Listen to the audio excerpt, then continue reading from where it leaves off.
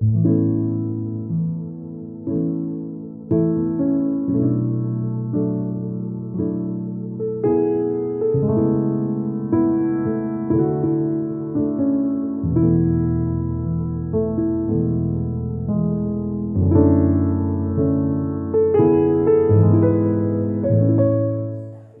de compartir esta noche. Vamos a nuestro tema. Saben que el tema de esta noche lleva por título Un país lejano, la vida, la muerte y los límites de la gracia. Un poco largo el título que elegí para esta ocasión, pero me llamó poderosamente la atención unas expresiones bíblicas que van repitiéndose.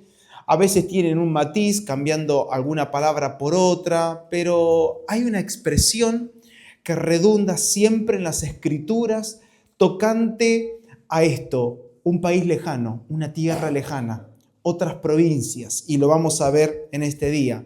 ¿Y qué vamos a descubrir? Vamos a descubrir que siempre nosotros, cuando jugamos y rompemos los límites de la gracia de Dios, siempre vamos a estar debatiéndonos entre la vida y la muerte. Quiero que me acompañen para leer Lucas capítulo 15, versículo 11, y quiero leer hasta el versículo 32 inclusive. Tengo la versión NBI en esta ocasión, que me gusta su expresión. Es un poquito más explícita y nos va a ayudar muchísimo en esta noche.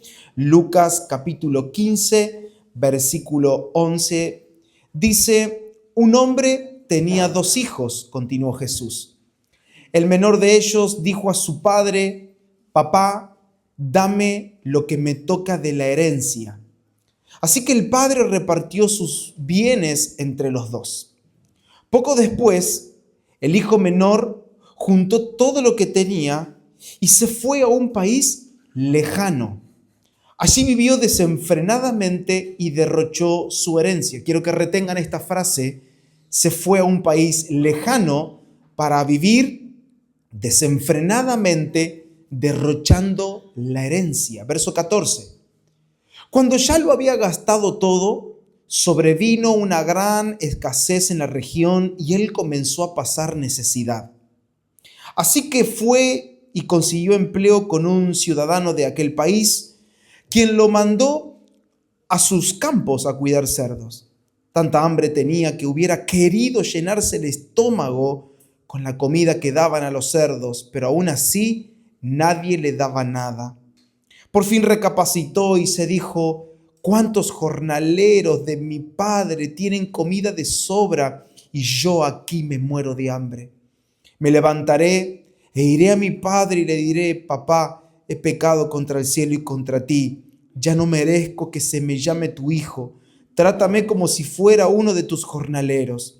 Así que emprendió el viaje y se fue a su padre.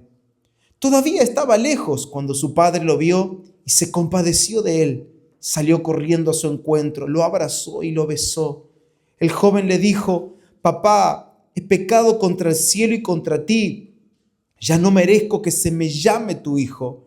Pero el padre ordenó a sus siervos: pronto, traigan la mejor ropa para vestirlo, pónganle también un anillo en el dedo y sandalias en los pies.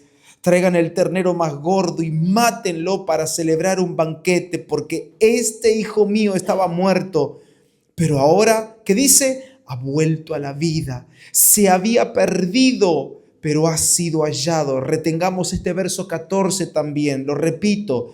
Este hijo estaba muerto, mas ahora ha vuelto a la vida. Se había perdido, pero ha sido hallado. Así que empezaron a hacer fiesta. Mientras tanto, el hijo mayor estaba en el campo. Al volver, cuando se acercó a la casa, oyó que había música y danza. Entonces llamó a uno de los siervos y le preguntó: ¿qué pasaba? Tu hermano ha llegado, le respondió, y tu papá ha matado el ternero más gordo porque lo ha recobrado sano y salvo. Indignado, el hermano mayor se negó a entrar. Así que su padre salió a suplicarle que lo hiciera, pero él contestó: fíjate, cuántos años te he servido sin desobedecer jamás tus órdenes y ni un cabrito me has dado para celebrar una fiesta con mis amigos. Pero ahora llega ese hijo tuyo que ha despilfarrado tu fortuna con prostitutas y tú mandas a matar en su honor el ternero más gordo. Hijo mío, le dijo su padre, tú siempre estás conmigo y todo lo que tengo es tuyo. Pero teníamos que hacer fiesta y alegrarnos porque este hermano, y ponga atención por favor, porque otra vez repite esta expresión, este hermano tuyo estaba muerto, pero ha vuelto a la vida, se había perdido, pero ya lo hemos encontrado. Se había perdido y los hemos encontrado, estaba muerto y ha vuelto a la vida. Observen ustedes qué detalle que marca por segunda vez Jesús en esta parábola, comparando la muerte con la perdición, pero también comparando la salvación con la vida. Padre, te doy gracias en esta noche. Y te damos gracias por darnos tu palabra, porque en esta noche podemos recordar enseñanzas que dejaste, que hoy son de consuelo, son de edificación, pero también exhortan nuestras vidas a permanecer fiel. Nos hacen y nos ayudan a ver esta salvación que hemos recibido, la cual, sin perderla, nosotros podemos descuidarla. Danos un ambiente propicio para proclamar tu palabra y para que el evangelio sea abrazado y creído en nuestro corazón y que nuestra boca pueda confesar palabras que nosotros estamos viviendo en nuestro interior. Señor, declaramos un ámbito de atención, de concentración y de honra a tu palabra en Cristo Jesús. Amén. Amén. Esta historia comienza con un joven muy pequeño, un muchacho pequeño, pidiéndole a su papá parte de la herencia. Le dice, era el menor de los dos hermanos, y le dice a su papá, dame la herencia que a mí me corresponde. Y literalmente lo que está diciendo aquí la Biblia es que el padre dividió su vida en dos.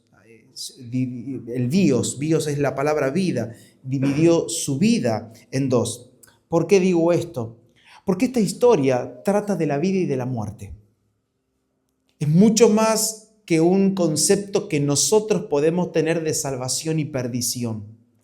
Pero en las Escrituras nos damos cuenta que cuando la Biblia me habla de salvación y de perdición, me está hablando de vida y muerte.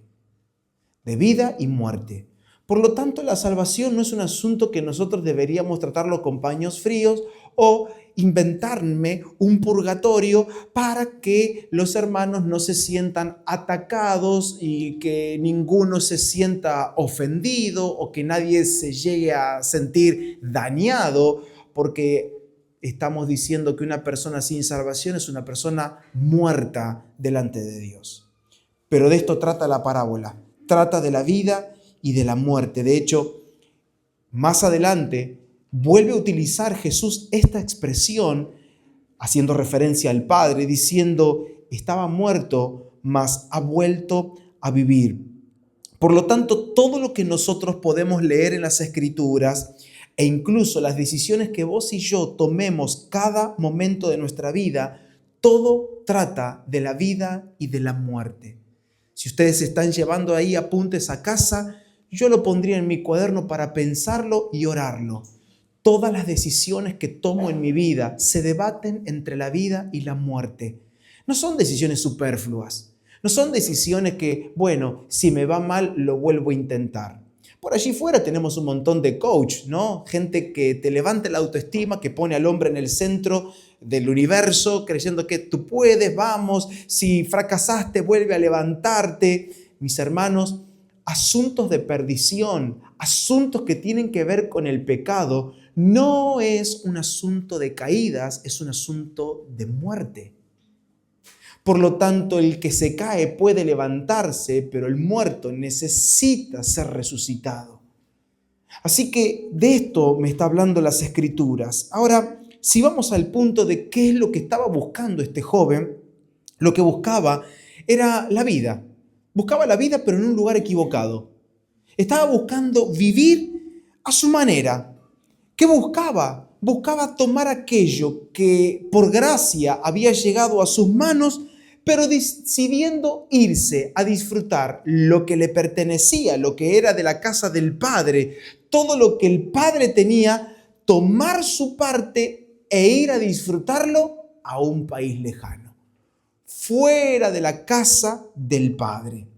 Entonces, llego a esta conclusión de que la gracia que nosotros hemos recibido de parte de Dios, las riquezas de Dios, la gracia de Dios en nosotros, solo puede disfrutarse, aprovecharse y efectivizarse en el lugar correcto, para el uso correcto. En otras palabras, yo no puedo tomar la vida de Dios y hacer lo que yo quiera con la vida de Dios. Yo no puedo usufructuar toda la gracia y toda la riqueza y la abundancia de la vida de Dios en mi interior para luego vivir a mi manera, para luego inventar mis propias leyes, hacer mi propio evangelio, crear mis propias doctrinas, mi propia interpretación, mi propia teología. Y a mí nadie me puede decir, porque uno es libre, Dios me hizo libre y yo hago con mi vida lo que quiero. Entonces, la muerte tiene lugar cuando nosotros, lamentablemente, rompemos los límites de la gracia. Y este es el punto que nos va a reunir en esta noche. ¿Cómo es que puede romperse el límite de la gracia? ¿Acaso en la gracia de Dios puede encontrar algún tipo de ruptura? Sí, y lo vamos a ver hoy. La muerte tiene lugar cuando rompemos esos límites de la gracia, lo que significa cuando yo tomo la decisión de vivir un evangelio a mi medida, cuando decido vivir un cristianismo según mis propias doctrinas, las cuales las autoescribí, las autoimaginé en mi mente y en mi corazón, creyendo de que si vivo de esa manera, me voy al cielo y hago lo que me gusta en el mundo. Llevo adelante, hago prosperar mis proyectos privados y personales sin importar lo que Dios quiera hacer con mi vida. En otras palabras, tomamos, recibimos lo de Dios, pero luego somos nosotros los que decidimos qué hacer, cómo hacerlo y hacia dónde caminar. Y hacemos un alto en el camino. Quiero que juntos pensemos esta noche. Estamos reunidos, hermanos, para que pensemos qué estamos haciendo con aquella salvación que hemos recibido. El sábado pasado compartíamos hablando sobre la importancia de no descuidarla, la importancia de ser diligentes, la importancia de atender correctamente, diligentemente la voz de Dios. Entonces, preguntarnos qué estamos haciendo con lo que Dios me dio, qué estoy haciendo con la palabra que recibo, cómo estoy caminando, hacia dónde estoy caminando. Si lo que estoy haciendo es de Dios, ¿cómo lo estoy haciendo? ¿Con qué motivación? Hay gente que hace las cosas correctas, pero con motivaciones incorrectas. Y ahí encontramos todo, como se diría en argentino criollo, un gran merengue. Encontramos una ensalada. Una ensalada, ¿por qué digo? Porque hago lo que Dios me manda hacer, pero lo hago a mi manera. Otra ensalada, hago lo que Dios me manda hacer, pero con un corazón un poco confuso, dañado porque mis motivaciones se extraviaron. Tengo otro interés, lo hago pero porque mi interés es ser famoso, porque mi interés es ser conocido, tener un ministerio arrollador, esplendoroso. Son intereses, son motivaciones extraviadas. En la Biblia encontramos un montón de estos ejemplos, ¿sí? Hoy vamos a mencionar dos nada más de manera rápida, si el Señor lo quiere así, pero el primer ejemplo que tenemos es Israel en el desierto. Y lo menciono porque lo venimos mencionando un montón de veces. Entonces esto nos va a ayudar muchísimo a aclarar todo lo que el Señor nos viene hablando. El primer ejemplo, lo vemos a Israel en el desierto. Éxodo 32 es lo que voy a estar parafraseando, pero para que lo lean en casa y lo apunten. ¿Qué observamos? Que Israel comete este error. Toma lo de Dios para vivir a su manera. Recibe y se apropia de la bendición, usufructúa la herencia, usufructúa lo que Dios le da, pero ellos deciden vivir a su manera. Toman ese rescate, la aprovechan, y el rescate de Dios para con Israel había sido un rescate espectacular. salvación, con poder, con prodigios, señales, milagros, y aún así Israel decide rebelarse en el desierto para comenzar a caminar sus propios caminos, y empezaron las quejas contra Moisés. Lo vimos, pero no viene más repetirlo. Nosotros también levantamos quejas contra el Espíritu de Dios. No es una queja literal que uso la palabra y que un día me levanto y le digo: hey, Espíritu Santo, la verdad que no me gusta nada para donde me estás conduciendo. No me gustan tus propuestas. No se lo decimos de esa manera. Simplemente con nuestras decisiones le hablamos con nuestras decisiones, le hablamos con lo que determinamos en el corazón, le hablamos con lo que guardamos en nuestra mente, con lo que pensamos. ¿Recuerdan? Lo compartimos en el living el jueves anterior. Cuando hablamos acerca del Salmo 19, cuando el salmista dice que mis palabras y mis pensamientos sean de tu agrado, Señor. Es eso, porque una mente recta siempre va a producir un caminar en rectitud. Así estaba Israel. Se rebeló en el desierto. Tenía todas las riquezas. ¿Por qué? Porque Dios le había permitido saquear a Egipto, ¿sí? De una manera generosa. No sé qué hizo Dios. Dios hizo un milagro que los egipcios terminaron dándole oro y materiales preciosos a Israel. Así que Israel sale de Egipto enriquecido. Estaban atiborrados de oro, pero con el oro que Dios les había permitido conquistar, en medio de la rebelión construyeron un becerro de oro. Con lo que Dios les había dado, comenzaron a construir, y pongamos atención, un Dios a su propia imagen. Un Dios según su propia imaginación. ¿Qué aprendo de esta historia? Que tomando la gracia de Dios y todas sus acciones salvíficas para con nuestra vida, corremos el riesgo de caer en la osadía, en la ignorancia y en la insolencia de construirnos un Dios a nuestra imagen. A veces caemos en estos errores, en un error insolente. Somos tan osados e ignorantes que sin darnos cuenta utilizamos lo de Dios para construir nuestros propios dioses.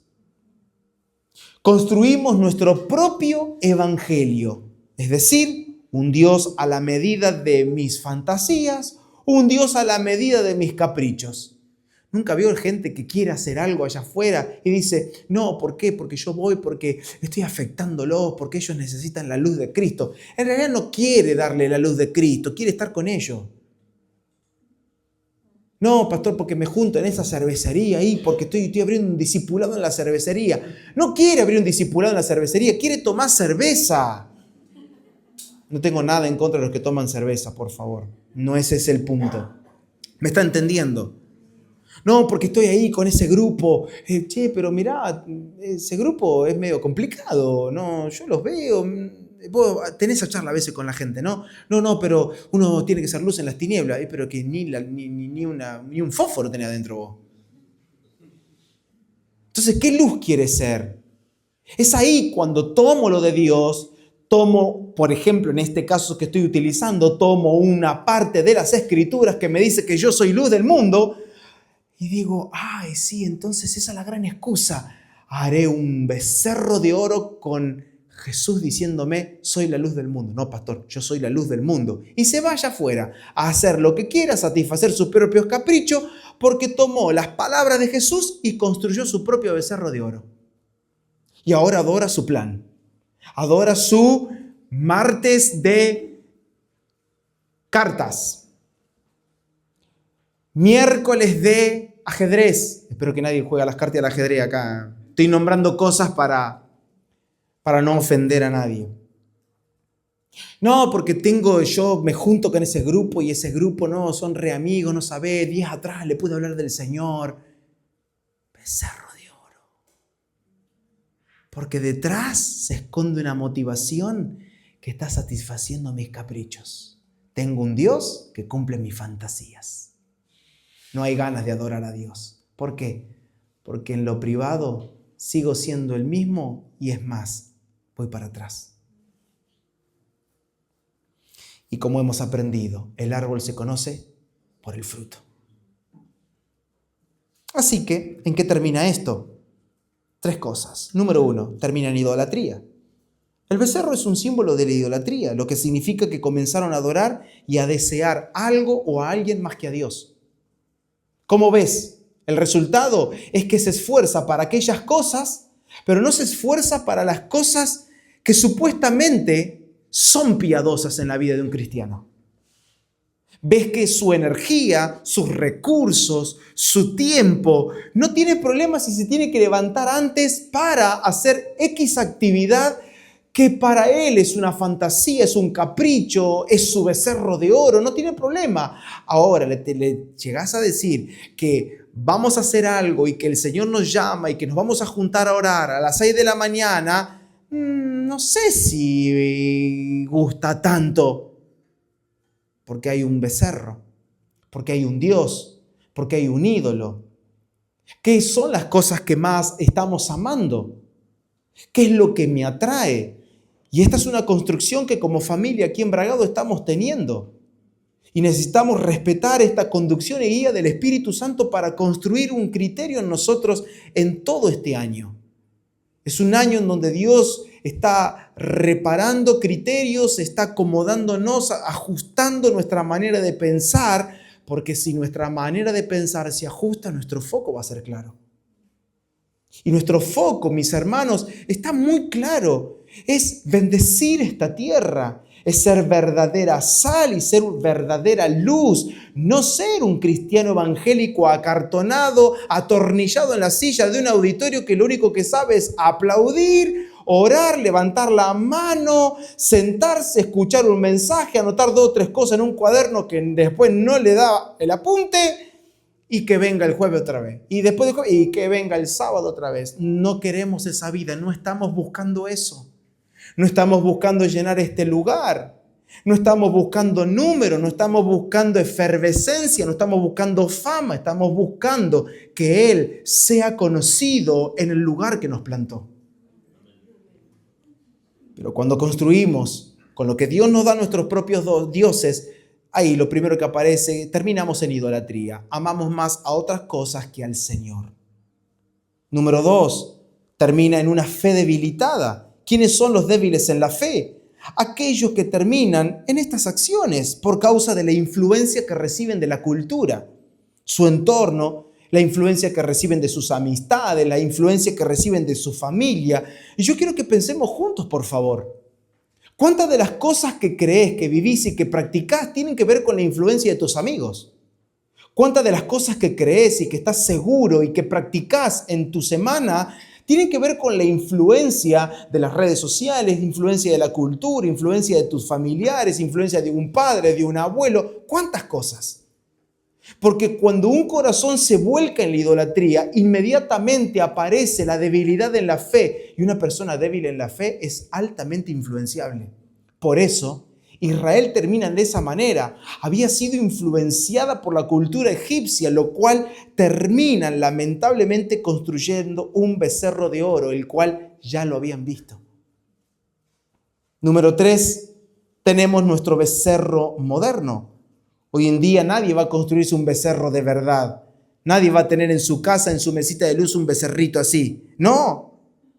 Pero existen varios becerros de oro modernos que, por supuesto, siempre están por encima de la fe. Están por encima de la devoción a Dios. Por ejemplo, tenemos las riquezas. Las riquezas, cuando la ponemos arriba de nuestra devoción hacia Dios, es un becerro de oro.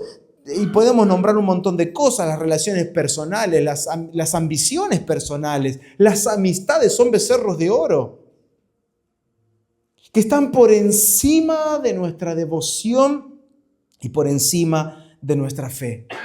El segundo ejemplo que quiero mencionarles en esta noche ocurre también con Israel entre el año 750 y 722 a.C. Y allí el profeta Oseas es contemporáneo y vamos a leer unos textos para que nos ubiquemos. Pero antes de ser llevado cautivo a Asiria, ¿sabe qué hace Israel? Repite el pecado de sus antepasados. ¿Sabe qué hizo Israel? Volvió a construir un becerro de oro.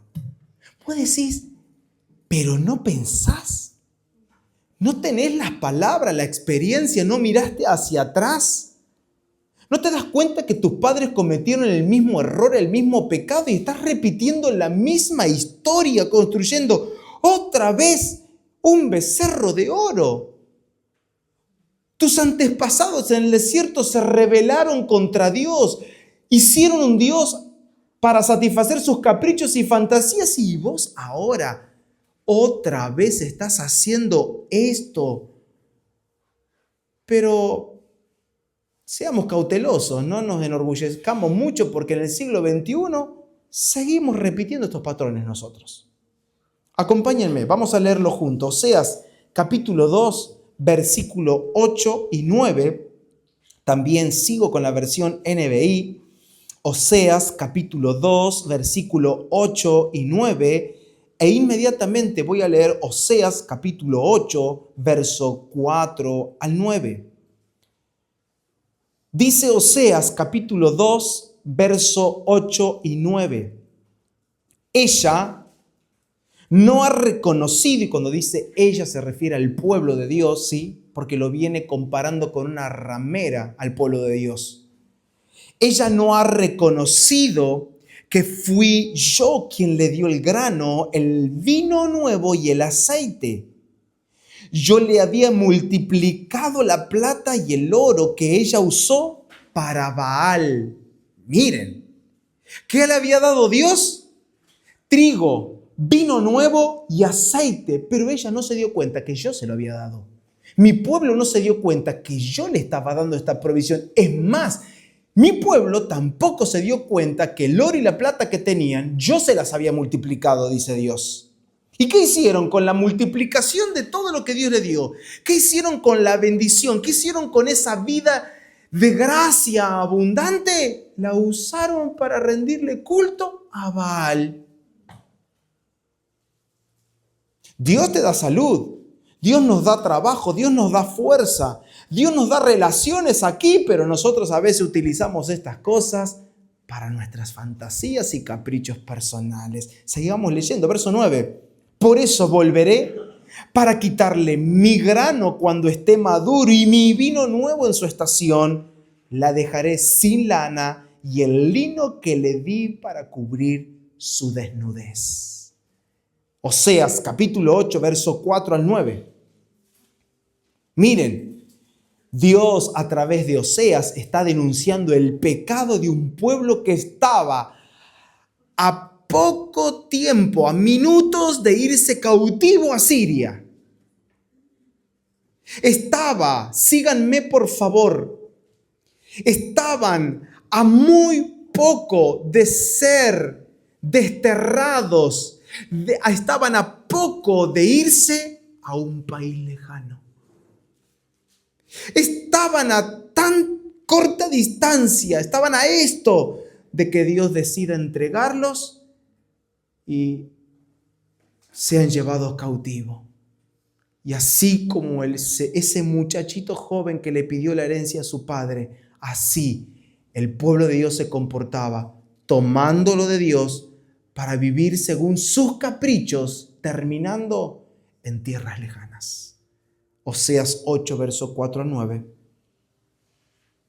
Establecen reyes sin mi consentimiento y escogen príncipes sin mi aprobación. Con su plata y con su oro se hacen ídolos para su propia destrucción. ¿Qué sucede cuando construimos un ídolo?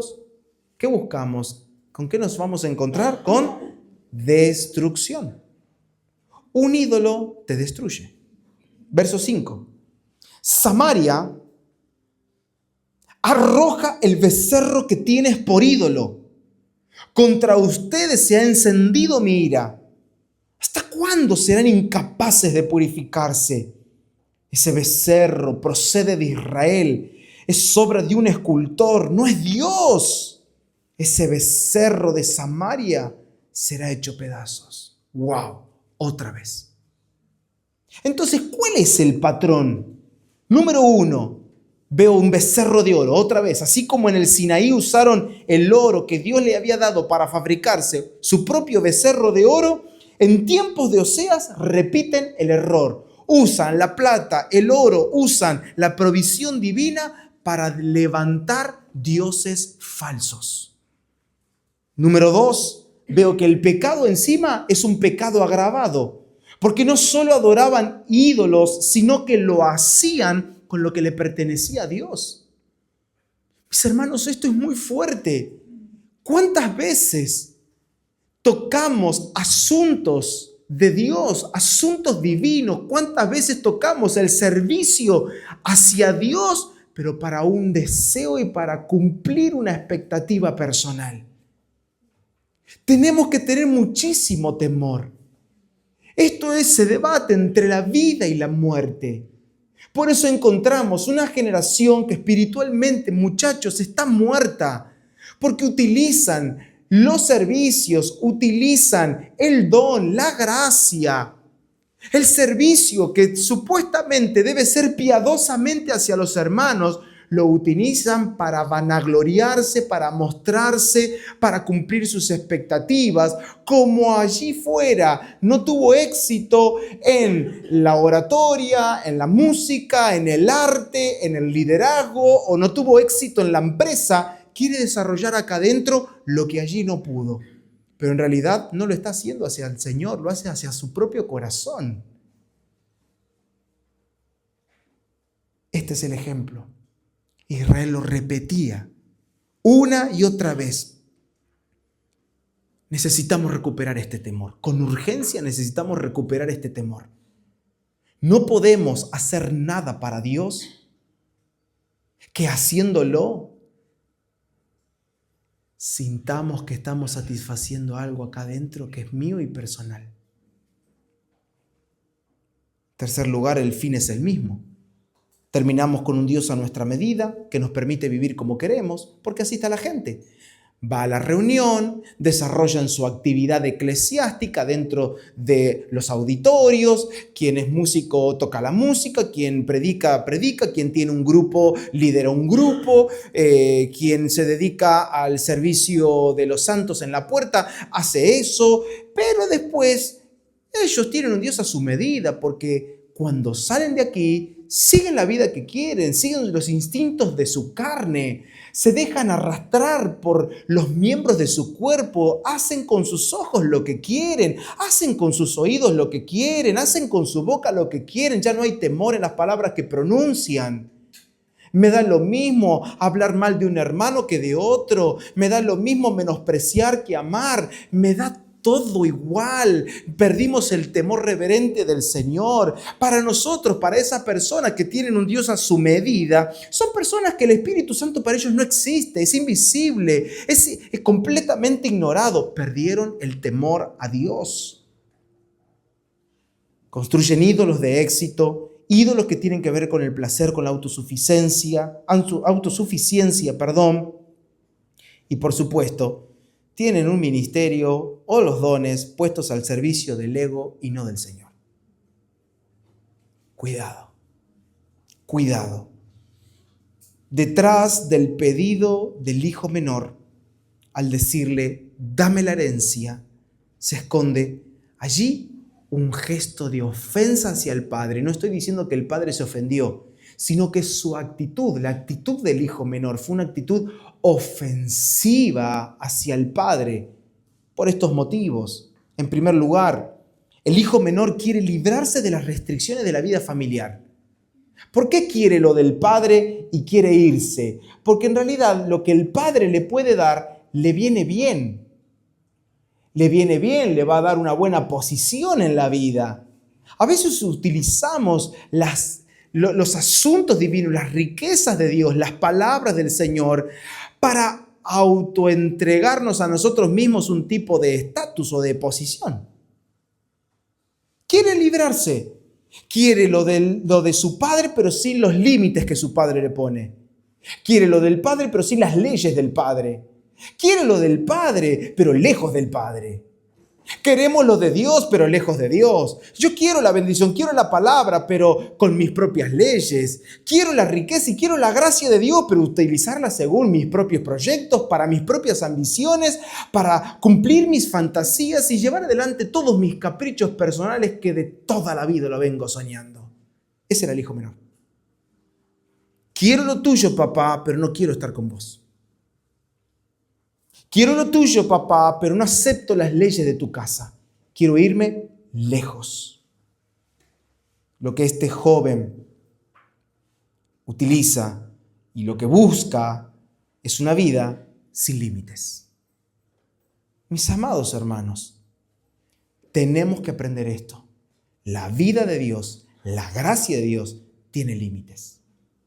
Tiene límites. Siempre ofrece límites. Y lo vamos a ver más adelante. Son los límites de nuestra salvación. Son los límites de la gracia. Y lo hemos aprendido en Juan 14:16, Jesús diciendo, yo soy el camino, yo soy la verdad y yo soy la vida. Nadie va al Padre sino por mí. Lo dice Jesús. ¿Qué está marcando Jesús? Límites. Límites.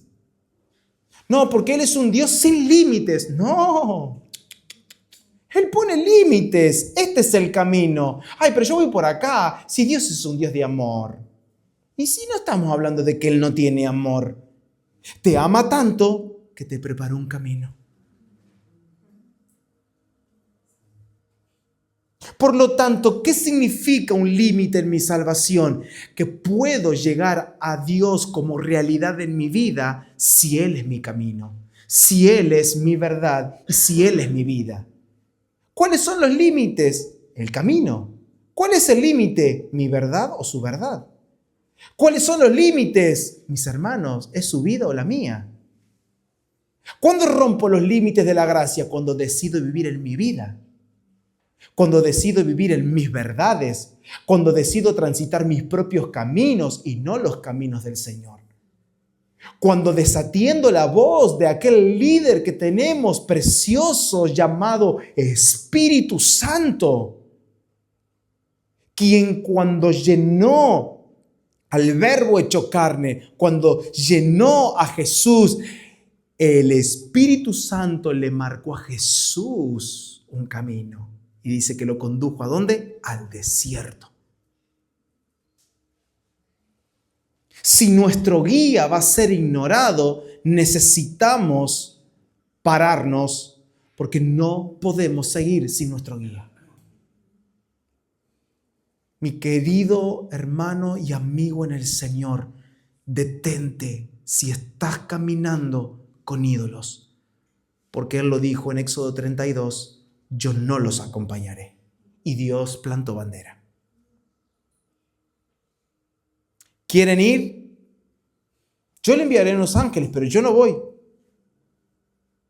¿Y Moisés qué dijo? No, de ninguna manera. Acá nadie mueve un pie. Señor, no seguimos este camino si tu presencia no va con nosotros. Hasta que no recuperemos, mis amados hermanos, ese temor, hasta que sobre nosotros no venga el temor y el temblor de seguir caminando, muchachos, de vivir el colegio, vivir la secundaria, vivir nuestro trabajo, vivir nuestro empleo, vivir nuestras empresas, vivir nuestro matrimonio, sin la guía del Espíritu Santo, es un camino a la destrucción. Es un camino a la perdición. Es el principio de la muerte de nuestro hombre interno. Porque así le sucedió al hijo menor. Dame, que yo voy a caminar sin tus límites, papá. No me interesan tus palabras, no me interesa lo que hay en casa. Yo no quiero comer lo que hay en casa. Dame las riquezas porque de ahora en adelante yo decido qué comer. Yo decido a qué hora me levanto. Yo decido a dónde voy. Yo decido con quién voy a pasar la noche, papá. No quiero tu casa. No quiero tus leyes. ¿Sabe qué representa la casa? Al Hijo de Dios. No quiero tu hijo. No quiero tu casa. No quiero tus leyes. Mis hermanos, caemos en un grave error cuando creemos de que ahora porque estamos en el nuevo pacto ya no obedecemos ninguna ley. ¿Quién nos hizo creer semejante mentira? ¿Quién? Hay gente que ha caído en las trampas del adversario, en la jaula de las tinieblas. Están aprisionados porque ellos dicen: yo ya no tengo ley, yo soy libre en Cristo porque vivo en el nuevo pacto. Perdón, el nuevo pacto también es la obediencia a una ley, pero es la obediencia a una ley interna, escrita en nuestros corazones, grabada en nuestra mente. Y dice Pablo en Romanos capítulo 8 que ahora la ley que tenemos es el espíritu de vida en Cristo. Por lo tanto, entonces no ando más con el decálogo, no estoy más con los 10 mandamientos caminando. Ay, ahora no hay que hacer esto, ¿no? Porque tengo todas las notas de lo que tengo que hacer y lo que no tengo que hacer. A ver, y dígame, pastor, ¿qué hago ahora? Uy, me levanté el martes, ¿qué problema? ¿Y qué solución ahora? El espíritu de vida en Cristo. ¿Por qué no le oyes a Él? ¿Por qué no oímos al Espíritu Santo? ¿Por qué no nos adentramos a disfrutar la gracia de Dios? Orar cada mañana, levantarnos bien temprano y rogarle al Espíritu Santo. Espíritu Santo, sensibiliza todo mi ser, sensibiliza mis sentidos espirituales. Quiero verte, quiero oírte, quiero sentirte, quiero palparte, quiero escucharte. Te necesito. No seguiré adelante si no me hablas. No seguiré adelante, no sigo con este proyecto si no siento tu luz, si no veo tu luz, si no siento tu voz, si no te oigo, si no te percibo. No quiero caminar. Terminamos como Balaam, queriendo ir tras nuestros caprichos, queriendo caminar tras nuestras propias conquistas. Pero estamos tan ciegos que hasta una burra es capaz de ver lo que hay delante, menos nosotros.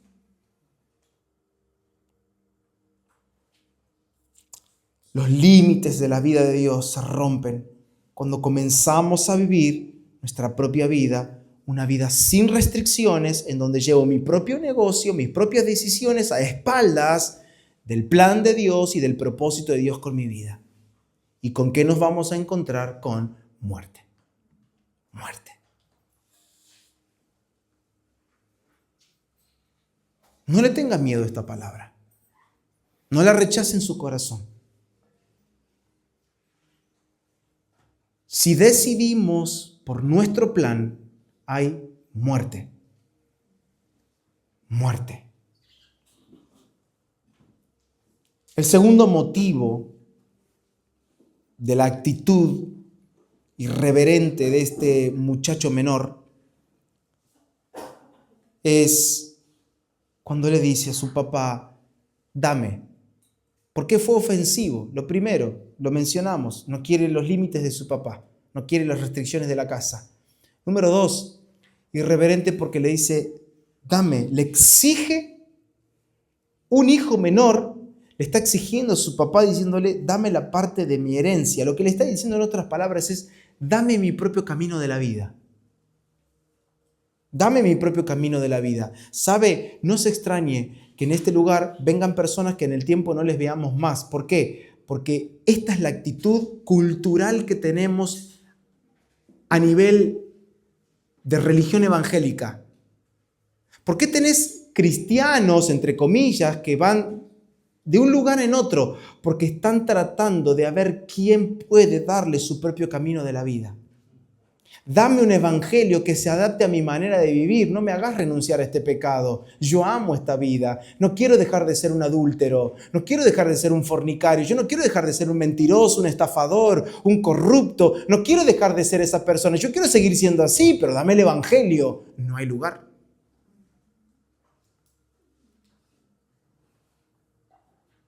Mis hermanos y amigos, nosotros no vamos a tolerar este tipo de comportamiento entre nosotros. No vamos a tratar con paños fríos los caprichos personales. Nosotros tenemos que abrazar el propósito del Señor y mantenernos firmes en el Evangelio. Dame y desprecia al Padre con tal de tener su propia vida. Cada vez que decidimos y optamos por nuestra propia vida, despreciamos a Dios. Usted no crea el discurso que mucha gente dice, no, pero yo amo a Dios. No aman a Dios. ¿A Dios le amas o le desprecias? No existe amar a Dios y seguir con mi vida. Todo aquel que practica el pecado, y estas son las cosas que escribe Juan en su primera carta, le hacemos mentiroso a Dios. Si decimos que le amamos, pero seguimos practicando el pecado, ¿pero en qué quedamos? Le haces mentiroso al Señor cuando tú dices que amas a Dios, pero aborreces a tus hermanos. Te conviertes en un homicida. A veces, claramente, por supuesto, no lo decimos directamente, Señor, hoy voy a despreciar, este año te voy a despreciar, Señor. No se lo vamos a decir de esa manera, pero con nuestra vida le decimos, Señor, yo te desprecio. Primero tengo este proyecto de vida, primero está esto, primero están mis amistades, estas son mis prioridades de vida.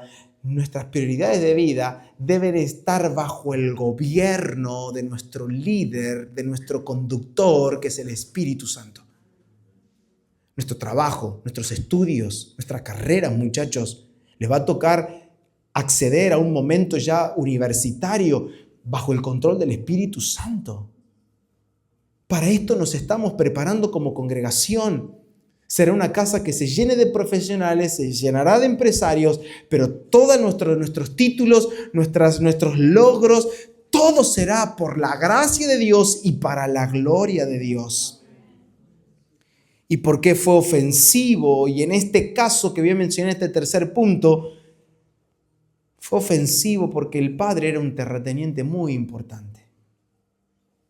Y no solo fue ofensivo, sino que hasta es destructivo en este caso, porque el padre, para darle parte de la herencia, iba a tener que vender algo de tierras.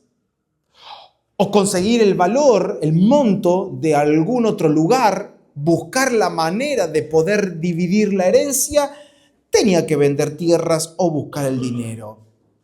Pero avancemos. Este joven que se aferra a la vida termina en un país lejano. Un joven aferrado a sus caprichos, a su propia vida, a la búsqueda de sus fantasías, termina ¿en dónde? En un país lejano. Y en lo que respecta a la familia, está muerto. Porque esta es la expresión del padre. Este es mi hijo que estaba muerto. Entonces, en lo que respecta a la familia, este joven no se fue de casa. Este joven murió. Murió. Y podemos recordar a Jacob. Tengo para ampliar este concepto de irse a tierras lejanas. Recordemos a Jacob. Quería la bendición de Dios, pero la buscó con métodos humanos. Con engaño, con astucia, con manipulación. Y esa actitud lo llevó a vivir desterrado por muchísimos años, fuera de su tierra, fuera de su casa. La Biblia dice que terminó en tierras orientales, trabajando para Labán. Jacob muestra que cuando uno intenta conquistar las cosas de Dios con la carne, termina pagando el precio. ¿Cuál es el precio? La distancia, el dolor y la disciplina. El país lejano representa ese lugar donde Dios nos permite, aún así, Dios nos permite aprender a través de las consecuencias.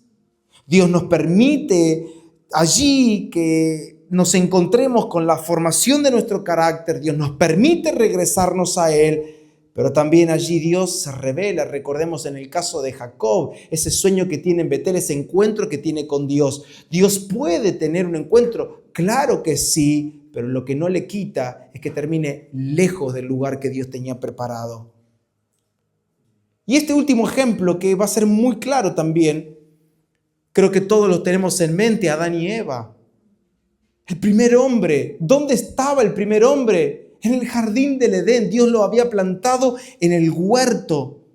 ¿Qué había en el jardín del Edén? ¿Había riqueza, sí o no? había riquezas, había vida abundante. Sin embargo, ellos decidieron en sus propios términos y condiciones vivir a su manera. El hombre dijo, está bueno lo de Dios acá, qué lindo, no nos hace falta nada, tenemos abundancia, tenemos todo, estamos súper bendecidos, pero comenzaron a tener una vida en sus propios términos y condiciones. Y así fue que viviendo a su manera rompieron los límites de la gracia y es allí que Adán junto a Eva tomaron el fruto prohibido. ¿Qué aprendo? Que por desgracia ellos descubren que al obtener lo que querían y deseaban, terminaron perdiendo no solo a Dios, sino también perdieron lo que querían. Este es el engaño de las tinieblas. Es que te muestra lo que vos podés conquistar. Es que te muestra todo lo que vos podés hacer con lo que Dios te da, pero viviéndolo a tu manera. Este es el engaño. Y perdió no solo la vida, sino que también terminaron perdiendo lo que querían alcanzar. Y en lugar de experimentar la vida, ¿qué le pasó al primer hombre? Comenzó a saborear la muerte. ¿Y dónde terminaron? Fuera del Edén. Otra vez, aquí aparece esta expresión, similar al término que se utiliza en esta parábola, un país lejano, similar a cuando nos habla de que fueron expulsados a tierras lejanas, similar. Porque la gracia de Dios tiene sus límites. Tiene sus límites. Insisto, en esta noche, los límites son mis caprichos y mi manera de vivir la vida. Fuera de la gracia, para que estás tomando apuntes, fuera de la gracia estamos muertos. Adán murió cuando comió del fruto. Nosotros también morimos cuando pecamos. Por eso que la Biblia no nos da la idea de alguien que cae en pecado, sino que la Biblia afirma una y otra y otra y otra vez que el hombre cuando peca muere. Por lo tanto, al hablar de pecado hablamos de muerte. No es una simple caída. Y la Biblia está llena de estos ejemplos, así como Israel, que en cada ocasión que traspasó y que quiso vivir fuera de los límites de Dios, terminó exiliado en un país lejano, viviendo en esclavitud y desterrados de la presencia de Dios. El ejemplo claro de esto lo encuentro en Génesis 46, en aquella peregrinación que inicia con búsqueda de pan. Sí, buscando pan. Génesis, no lo vamos a leer, pero en Génesis 46 cuenta de que la tierra estaba pasando hambre. ¿Y en dónde había abundancia? En Egipto. ¿Quién estaba en Egipto? Un muchachito llamado José, que había sido desterrado, lo habían querido asesinar y recuerdan, ya pasamos por esta historia, la hemos exprimido bastante en nuestro living. Y allí estaba este muchacho usando de la sabiduría de Dios para no solo alimentar a todo el pueblo egipcio, sino para poder sustentar al pueblo de Dios. Pero lo que comenzó con búsqueda de pan, terminó en cautividad años más tarde. ¿Por qué? Porque Israel tenía esta peculiaridad como la tenemos nosotros hoy en el siglo XXI. Nos acomodamos fácilmente. Nos amoldamos a la vida. Nos olvidamos de su palabra. Israel se olvidó de la promesa que Dios tenía con ellos. Está bueno Egipto, si vinimos por pan, y la verdad, ¿para qué nos vamos a mover si acá estamos bien? Y podríamos sugerir, pensar algunas frases que nosotros solemos utilizar como por ejemplo, acá está la bendición de Dios. Mira cómo Dios nos bendice y nos prospera acá. Y nos empezamos a divorciar de la palabra. Como Israel se separó de la promesa, Nosotros nos divorciamos de la palabra, nos divorciamos de lo que Dios demanda y necesita de nosotros. Y así fue que Israel asimiló las costumbres egipcias e incluso adoptó los ídolos que en Egipto tenían. ¿Saben quién habla de esto? Ezequiel. Acompáñenme. Ezequiel capítulo 20, versos 6 al 8. Dice, aquel día les alcé mi mano jurando así que los sacaría de la tierra de Egipto a la tierra que les había provisto. ¿En dónde estaban? En tierras lejanas. Y Dios dice, yo les juré que los iba a sacar, que los iba a traer de nuevo. ¿A dónde? A una tierra que les había provisto, que fluye leche y miel, la cual es la más hermosa de todas las tierras. Entonces les dije, cada uno eche de sí las abominaciones de delante de sus ojos y no os contaminéis con los ídolos de Egipto. Yo soy Jehová vuestro Dios. Verso 8, mire lo que dice. Mas ellos se rebelaron contra mí. ¿Y qué dice? No quisieron obedecerme. No echó de sí cada uno las abominaciones de delante de sus ojos, ni dejaron los ídolos de Egipto, y dije que derramaría mi ira sobre ellos para cumplir mi enojo en ellos en medio de la tierra de Egipto. Resumiéndolo, se dejaron absorber por la cultura.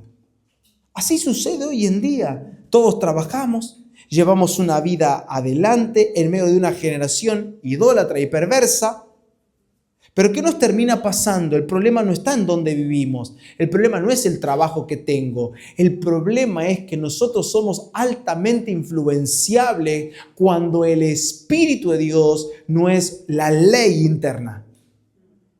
Cuando el Espíritu de Dios no lidera nuestros corazones, cuando el Espíritu de Dios no es luz en mi camino, no es luz en mis pies, no alumbra mi camino, cuando la palabra escasea, la cultura me absorbe y lo que termina por búsqueda de pan, buscando un trabajo, no porque necesito ese trabajo, no porque... Y el problema no son tus compañeros de trabajo, no es la amistad que está allá afuera, no es el muchacho que corta el pasto en la plaza acá del centro, no es el problema de la gente que me rodea, el problema está en el corazón del hombre.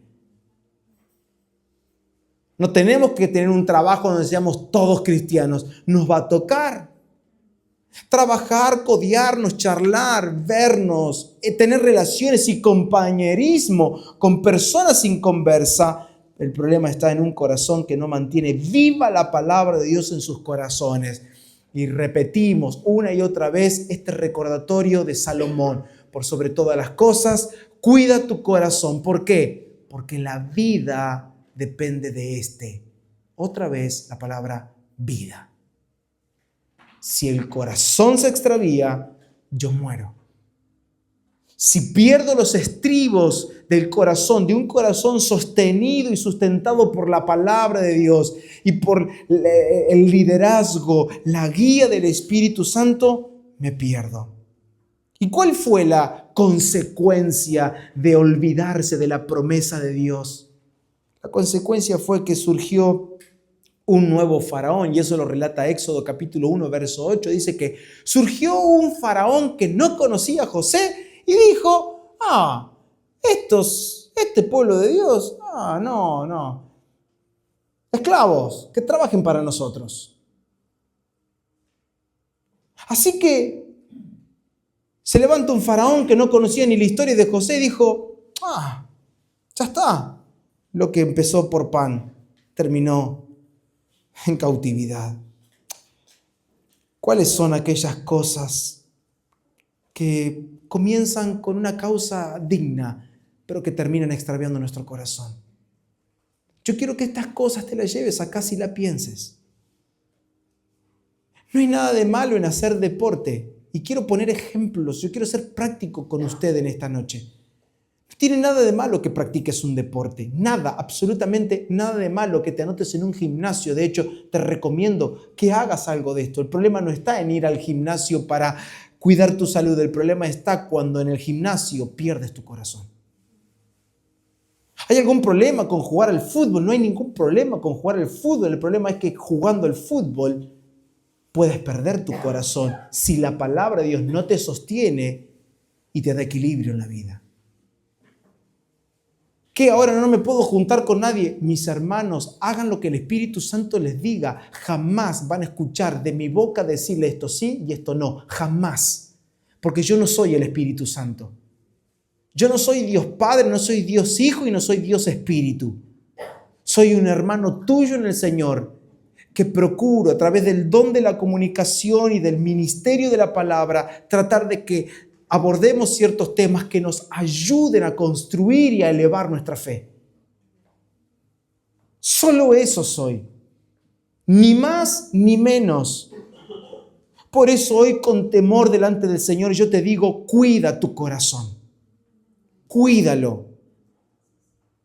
Cuídalo. Ten cuidado de no tomar las cosas sagradas del Señor para tu propio provecho. Cuídate.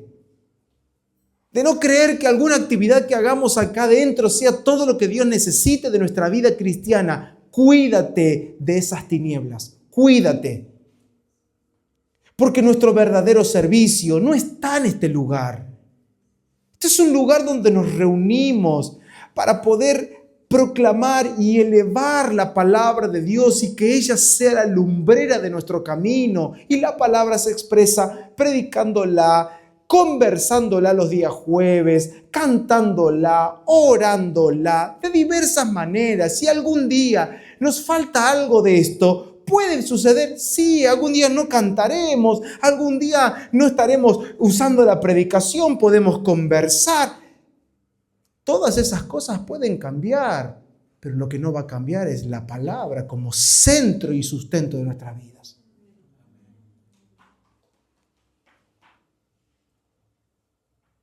Que nuestros corazones sigan siendo estremecidos por la palabra de Dios. Y que comencemos a amar la ley del Señor. Y sería muy bueno que juntos como familia vayamos y nos derramemos en el Salmo 119, que es un salmo que honra la ley de Dios. Y cuando habla de la ley, en este caso se refiere a la palabra de Dios. Por eso llega al verso 115 diciendo, lámpara es a mis pies tu palabra, luz para mi camino. Es que tu palabra, Señor, no solo alumbra mi presente, sino mi futuro. Si te alumbra los pies, alumbra el hoy. No creas que tienes un Dios para el hoy. Este fue mi error por muchos años y hoy te comparto mi error para que aprendamos juntos en esta noche.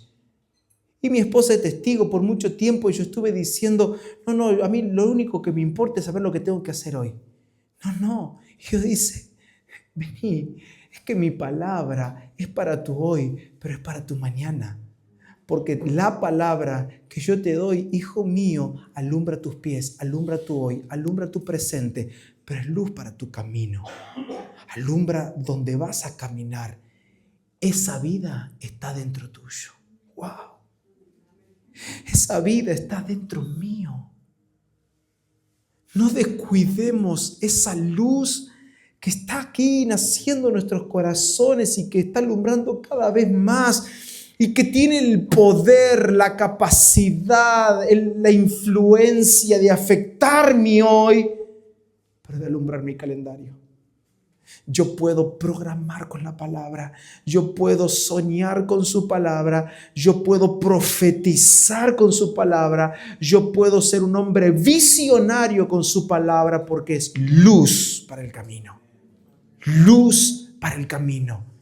Si viviste hasta hoy días oscuros, yo quiero que abraces esta palabra porque se tienen que acabar los días oscuros. No seremos una congregación que solamente tenga una visión corta. Cuando la palabra de Dios es gobierno y sustento de nuestra vida, tenemos la visión del hoy y la visión de mañana. ¿Hacia dónde vamos? Padres, por favor, necesitamos abrazar la palabra porque si no, no sabremos a dónde vamos a conducir a nuestros hijos. ¿Cómo conoceremos los caminos del Señor? Estos ejemplos que acabamos de mencionar nos muestran que sí es posible una peregrinación desastrosa. Sí es posible extraviarnos en el camino, lejos de los límites de la gracia, la cual nos da el poder, la vida, la seguridad, la confianza en Dios para elevar no solo nuestra fe, sino que esa fe termine salvando a muchos.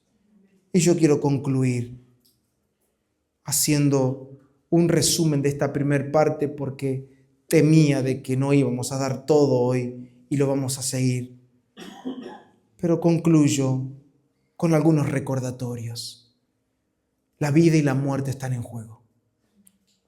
El hijo menor pensó que podía encontrar la vida fuera de la casa de su papá, pero terminó muerto en un país lejano. Adán y Eva también pensaron que el fruto le iba a dar vida, pero encontraron muerte. Israel buscó seguridad en Egipto, en becerros de oro y en alianzas humanas, pero terminó en cautividad. Toda decisión fuera de los límites de la gracia es una decisión hacia la muerte. No olvidemos que el corazón humano repite patrones. Israel en el Sinaí, repitiendo otra vez en tiempos de Oseas, repetía más conducta una y otra vez. Yo quiero que te plantes en el camino. Y yo te pido esto quiero que lo tomes de parte de Dios. Por favor, con reverencia, toma esto de parte de Dios. Haz un alto en tu camino de la fe. Haz un alto estos días con tu casa, en casa, los matrimonios, por favor. Vamos a sentarnos. Sin querer, yo ahora lo estoy diciendo, pero sin querer lo hemos vivido en casa, parando todo. Y está Vicky, gracias a Dios, pero lo hicimos esta semana, estábamos en la cama, nos sentamos en la cama a charlar. Miremos hacia atrás. Mira esta conducta, mira este patrón, mira lo que pasó acá, mira aquello, mira tu familia, mira acá, mira esto, aquello, este comportamiento, esto. No se puede perpetuar. No se puede perpetuar. No vamos a perpetuar esto en casa. Esto no va a repetirse aquí. Y sin querer, hoy a la tarde, antes de venir para acá, tuvimos un devocional en familia y el Señor volvió a hablarnos de esto. Pusimos a una persona que le honramos y le respetamos y escuchamos ese mensaje. Y él justamente en su introducción hablaba de estos asuntos, de cómo lamentablemente cuando no ponemos atención, somos personas que perpetuamos los pecados y los errores una y otra vez. No olvidemos que la gracia tiene límites. Mi hermano, el límite no es pequeño.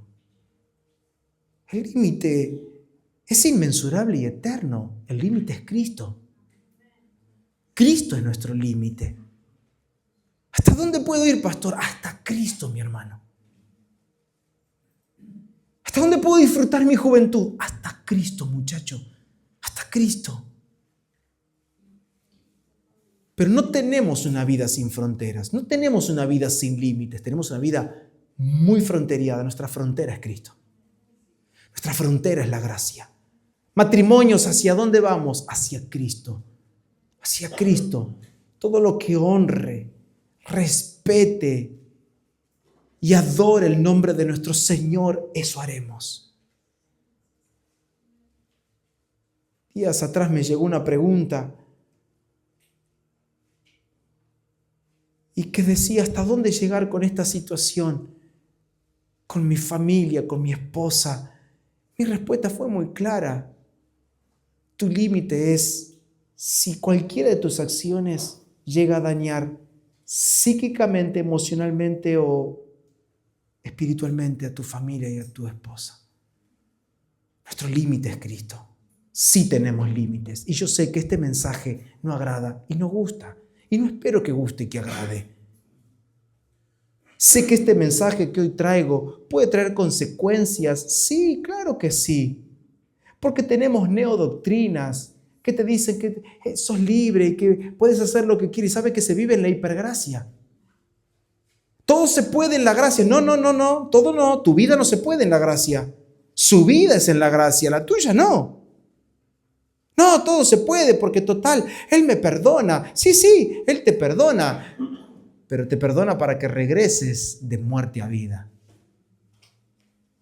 Te perdona y estará con brazos abiertos como el Padre para recibirte, para honrarte. ¿Por qué? Porque el perdón es el regreso de la muerte a la vida y eso lo vamos a ver el próximo sábado. Dios nos hace un llamado y siempre el llamado es volver a los límites de la gracia. Cierra tus ojos, vuelve a los límites de la gracia. Esa voz del Padre en la parábola parece que hoy resuena en este ámbito. Este es mi hijo que estaba muerto y ha vuelto a vivir. Este es mi hijo que estaba perdido y ha sido hallado. Dios no nos rescató para vivir una vida sin límites, sino para vivir dentro de sus límites, porque en su gracia está la verdadera libertad.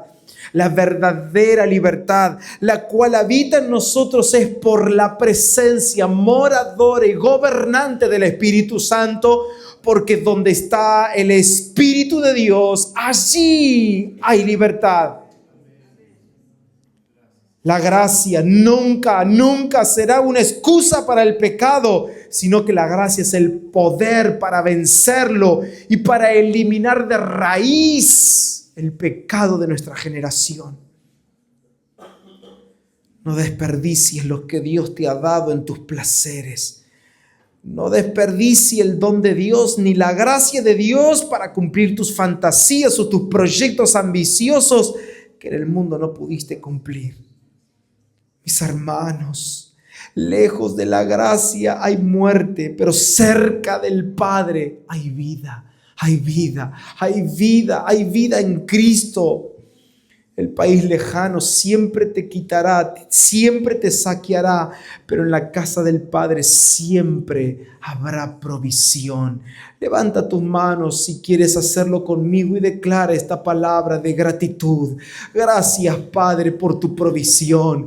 Gracias, Padre, por tus riquezas. Gracias por este territorio amplio y espacioso. Una tierra que fluye riqueza. Una tierra que tiene todo lo que necesitamos para vivir como tú mandas a vivir. Los límites es tu mandato. Los límites es tu palabra. El límite es tu palabra. Los límites son tus deseos. Los límites son tus intenciones. Los límites son tus propósitos y tus anhelos, los cuales hoy abrazamos y los hacemos nuestros para poder vivir para tu placer, para vivir para tu necesidad, vivir para tu negocio, para tu voluntad. Lo declaramos y lo creemos de esta manera, por eso lo confesamos en esta noche en Cristo Jesús. Amén. Amén.